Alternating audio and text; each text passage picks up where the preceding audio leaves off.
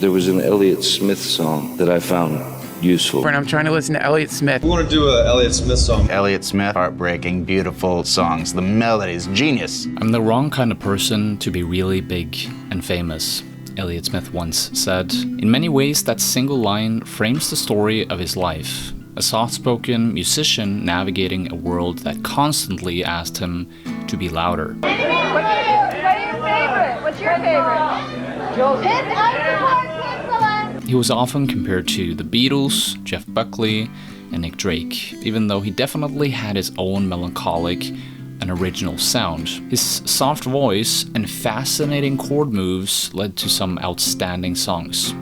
Unfortunately, he died at the young age of 34 due to mysterious circumstances that have caused speculation among some people. If you've seen my older video essay on his life, or perhaps the documentary Heaven Adores You, you know the story. In this video, we'll go a little deeper into the story of his early bands and solo career. I'll also cover some of his songs on my electric and acoustic guitars to find out what separates him from other artists. This is the life and sound of Elliott Smith. Born in Omaha and raised in Dallas after his parents split, music was woven into Elliott's childhood. Or Steven's childhood, I should say. He didn't change his name until many years later. He played piano with his mother, picked up drums, and eventually discovered the guitar at 14, learning songs by ear from records that he loved. His early teens were marked by a growing passion for songwriting and fingerpicking on the acoustic guitar, long before he found his voice. He was putting songs together, I think, when he was 10 or 11, somewhere in that neighborhood. He was a baker during the summertime when he was going to high school. He worked for a bakery there in Portland. Elliott didn't get along with his stepfather, and by 8th or 9th grade he moved to Portland, Oregon, a place that would later define his musical identity.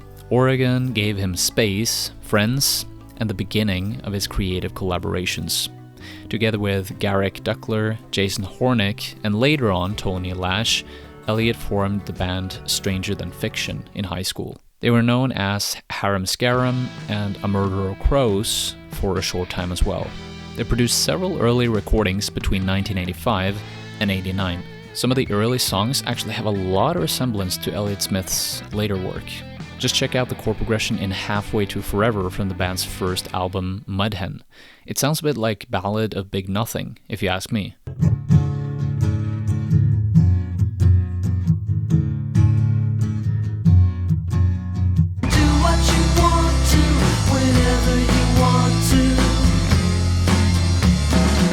Sure, it doesn't have the same quality or emotional impact as the songs that Elliott would later release as a solo artist years later, but the potential for that is what you can hear when you listen to the stuff. Another great example is the song Instinctual Disjunction. There's some really impressive piano playing by Elliott here. The first third of the song is just him completely ripping it on the piano.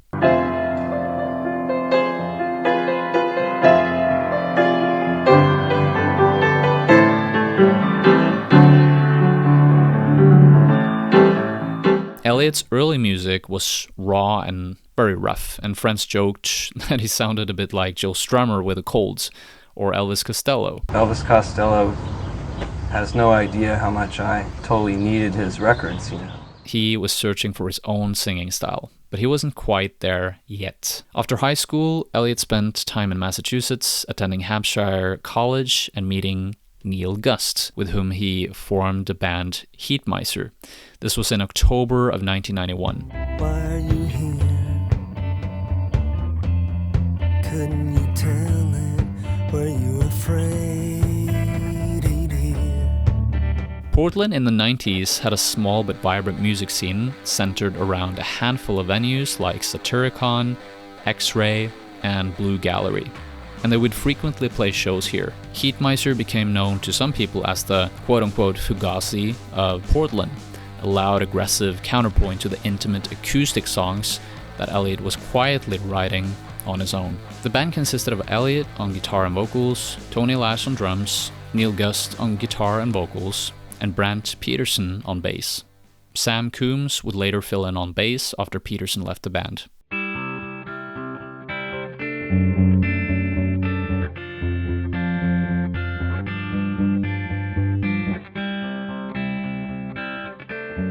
I was listening to Antonio Carlos Jobim. It has this rhythm guitar that's panned to the left. It sounds like it's finger picked, and you know, Elliott Smith he loves finger picking. It has this very simple progression. It's literally 4 chords. It's not even chords. It's just kind of little small harmonies that are broken apart.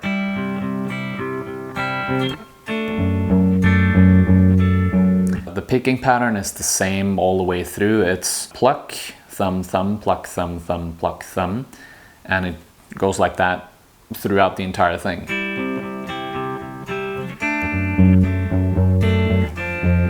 So if you've done some finger picking from before, then the song is going to be very easy to learn, I think. Over time, Elliott grew more and more distant from the band. They didn't want to play heavy music anymore, and so he would record stuff on his own. Those private recordings would eventually become Roman Candle in 1994. Friends were stunned when they heard the softer material, unlike anything Elliott had shown before. Slim Moon of the Kill Rockstars record label famously said that if you only listen to Elliott's early solo albums, it kind of sounds like Simon and Garfunkel, though others compared it to Nick Drake.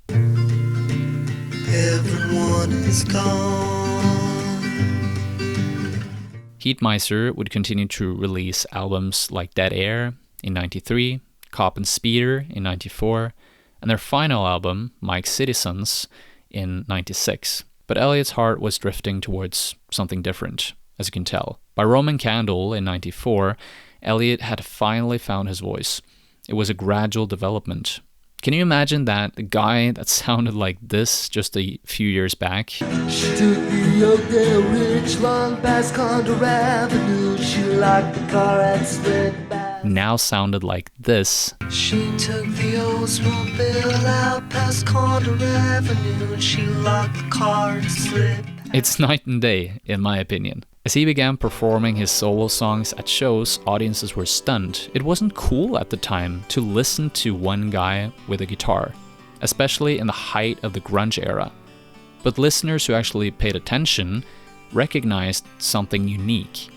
Even skeptical morning hosts who made fun of him at first quickly realized that there was something special going on. Elliott Smith, real talented, though not yet a household name, on Breakfast Time. Elliott Smith is here with us. Are we getting this right? Kill rock stars? Right. It's a punk label. Feeling a little hostile, are we, Elliott? It's not my label. You say that your music's not loud, but it tends to be kind of angry. Yeah, some of it. I noticed on the cover, but people are jumping off buildings, and I'm wondering if that's... It's a statue. Yeah, that's not necessarily a good approach to deal with your problems. I mean... I don't know, it just looked good. The stunt people didn't think so. What are you going to sing for us from the CD? It's called Clementine. Elliott Smith. Cool. Seems a long time gone.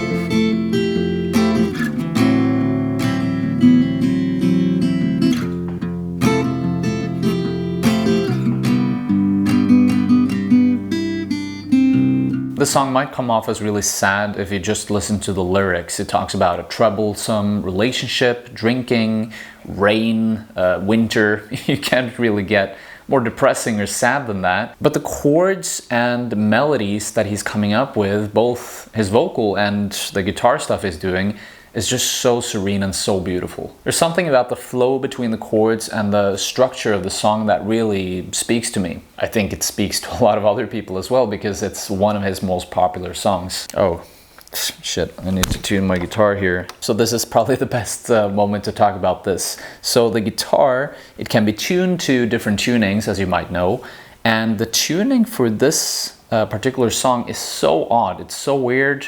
I've never seen it before, and I've played the guitar for 15 years. I've also been a teacher for a few years, and so yeah, it's very unique.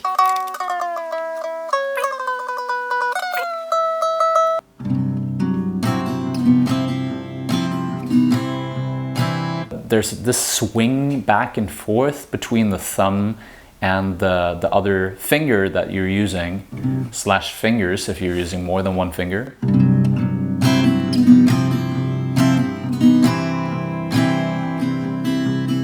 especially this part.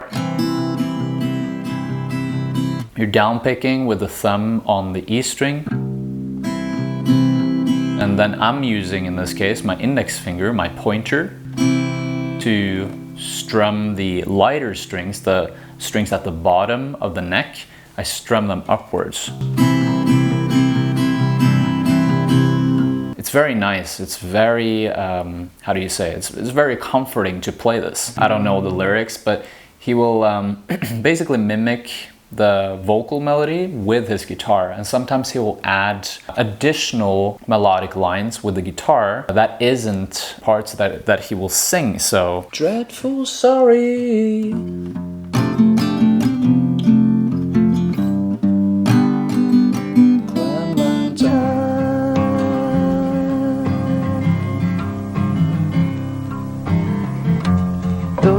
Learning his songs is one thing, but observing him playing them is another. We're very fortunate to have multiple live clips on YouTube.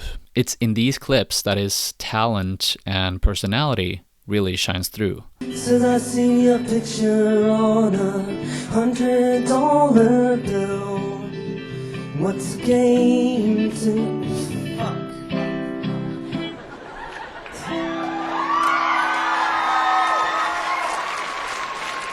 Backward in a pool of water, wishes with a blue songbird on his shoulder.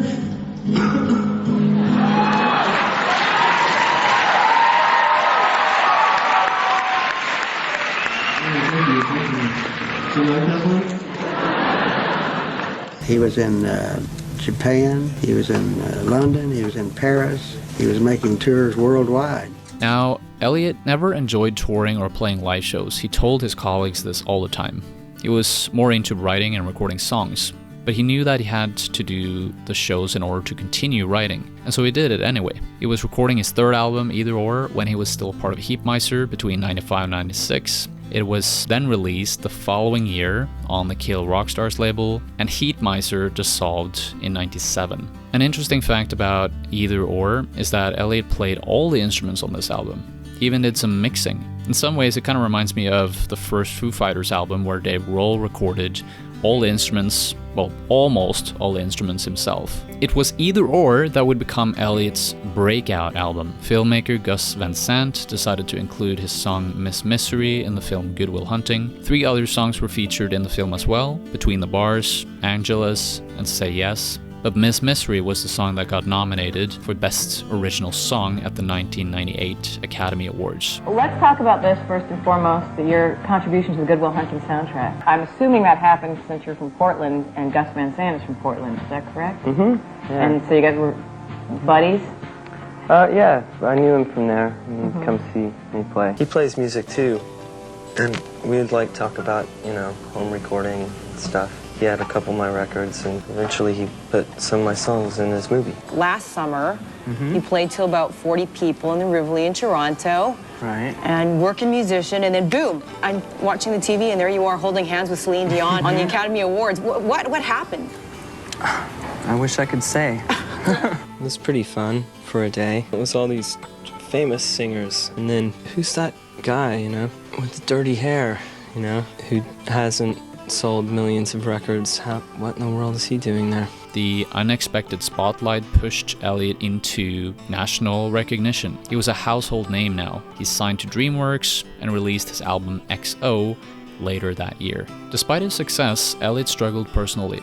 Friends recalled heavy drinking, late night calls, and emotional distress.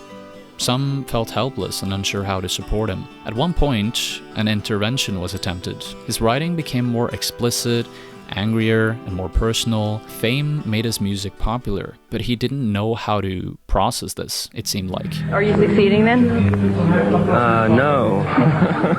Not right now. But I think I might, I might.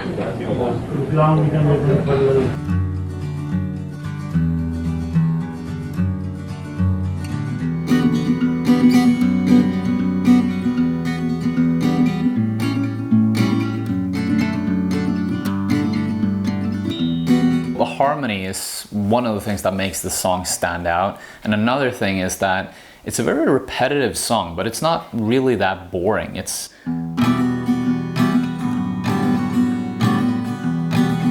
repeats that same picking pattern over and over again. If you look at my hand here, I'm going thumb, and then I'm going down, up, downstroke, upstroke, downstroke, and upstroke with my index finger in this case. I'm not 100% sure if this is the way Elliott is playing it, but that's the way I interpret it.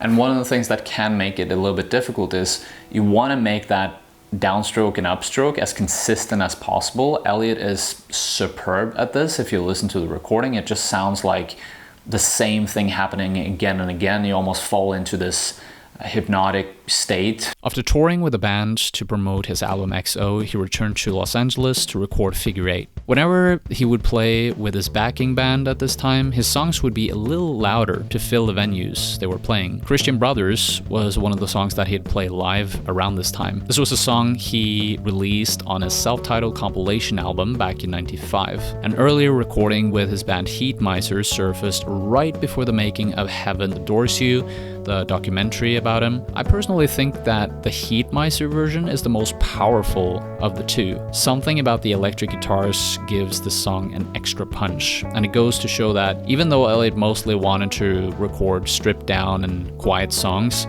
he could still turn up the volume and give the audience a great listening experience.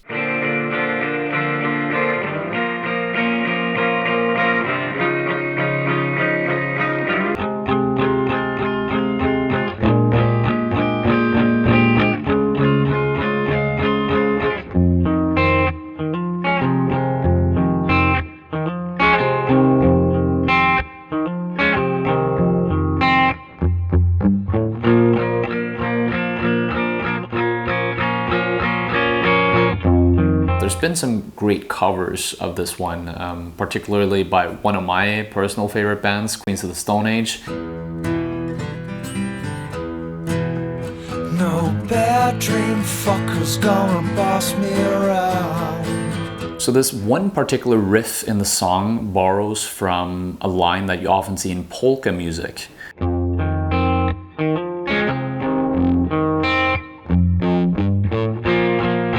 Did you hear that? So you have that, and that's often associated with, you know, finger picking. Almost sounds like Obla-di Obla-da by the Beatles, which by the way is also influenced by polka, I believe. To just throw that line in there, that walking bass, is just so counterintuitive to a lot of other post-grunge and alternative rock music. And when I think about it, that might be one of the reasons why Josh Homme from Queens of the Stone Age was so fascinated by the song as well. I took polka lessons for 2 years. Did he show you anything that stuck? After the release of Figure 8, Elliott went to LA, but he didn't feel comfortable there. So he planned only to stay a few months. He was kind of caught between the recognition and isolation at this point. As cameras and pressure intensified, those close to him noticed changes. Friends and collaborators like John Bryan described seeing Elliott appear fragile, forgetful, and apologetic mid-song, even starting sets over. And I'm playing a lot of dark songs tonight, so sorry. And I don't, you know, it doesn't matter to me whether they're dark or I've already talked about that. Some people step back, unsure of how to help without enabling him to use drugs. And for a while, Elliott tried to get clean, reaching out and reconnecting with the people he cared about. But the damage was hard to reverse. On October 21st, 2003, at the age of 34, Elliott Smith passed away. His death shook the music industry. Many learned from MTV that this happened, others dismissed it as another Los Angeles rumor until the truth was confirmed. Those who had worked with him, played with him, or simply listened to his music felt the weight of losing someone whose art had quietly influenced so many. Though his story is often framed as a tragedy, it is also the story of a songwriter who built a universe inside his songs, a universe that others can still find comfort, honesty, and connection with to this day.